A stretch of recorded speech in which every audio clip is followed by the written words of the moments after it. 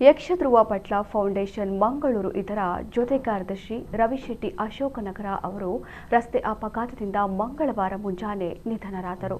ತಿರುಪತಿ ಯಾತ್ರೆ ಮುಗಿಸಿ ಸೋಮವಾರ ಮಂತ್ರಾಲಯದತ್ತ ಸಂಚರಿಸುತ್ತಿದ್ದಾಗ ಮಂತ್ರಾಲಯ ಸಮೀಪವಾಗುತ್ತಿದ್ದಂತೆ ಕೇವಲ 1-2 ಕಿಲೋಮೀಟರ್ ಅಂತರದಲ್ಲಿ ರವಿಶೆಟ್ಟಿಯವರು ಚಲಾಯಿಸುತ್ತಿದ್ದ ಕಾರು ನಿಯಂತ್ರಣ ತಪ್ಪಿ ರಸ್ತೆ ಡಿವೈಡರ್ಗೆ ಡಿಕ್ಕಿ ಹೊಡೆದಿದೆ.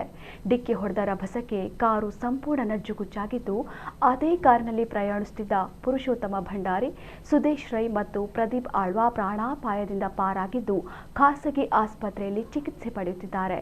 ರವಿಶೆಟ್ಟಿ ಅಶೋಕನಗರ ಅವರು ಮಂಗಳೂರು ಹಾಪ್ಕಾಮ್ಸ್ ಉದ್ಯೋಗಿಯಾಗಿದ್ದು, ಯಕ್ಷಧ್ರುವ ಪಟ್ಲ ಫೌಂಡೇಶನ್ನ ಜೊತೆ ಕಾರ್ಯದರ್ಶಿಯಾಗಿದ್ದರು. ಮಾತ್ರವಲ್ಲದೆ ಹಲವಾರು ಸಂಘ ಸಂಸ್ಥೆಗಳಲ್ಲಿ ಗುರುತಿಸಿಕೊಂಡಿದ್ದರು. ಮೃತರು ಪತ್ನಿ, ಓರ್ವ ಪುತ್ರ ಮತ್ತು ಪುತ್ರಿಯನ್ನ ಅಗಲಿದ್ದಾರೆ.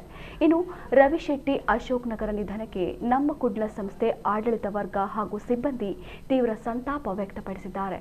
ಅಲ್ಲದೆ ಹಲವಾರು ಮಂದಿ ರವಿಶೆಟ್ಟಿ ನಿಧನಕ್ಕೆ ಸಂತಾಪ ವ್ಯಕ್ತಪಡಿಸಿದ್ದಾರೆ.